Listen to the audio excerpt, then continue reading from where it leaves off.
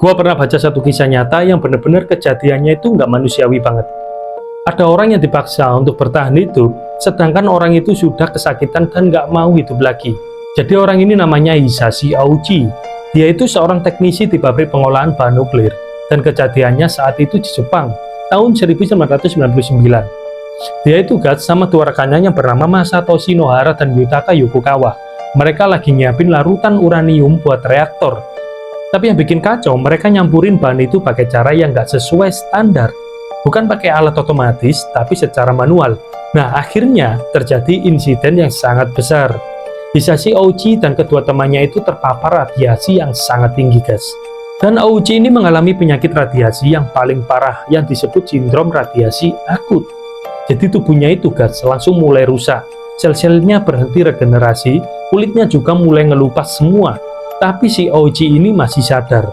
Jadi dokter ini berusaha semaksimal mungkin untuk mempertahankan hidupnya. Sudah melakukan segala cara seperti kemoterapi, transpalasi sel, namun yang didapat penyakitnya nggak sembuh, malah bikin Hisashi Aoji ini jadi sengsara. Dia dirawat selama 83 hari dan hidup dalam kondisi kayak gitu.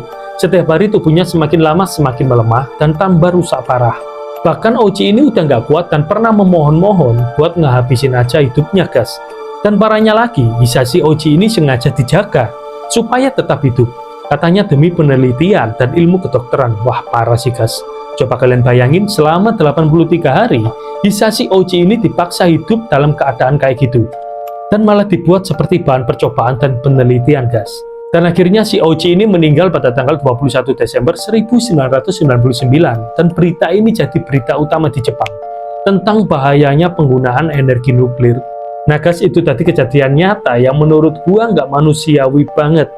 Bahkan nyawa seseorang dijadikan bahan percobaan demi keuntungan pribadi mereka. Next, kita bahas apa lagi? Tulis di kolom komentar.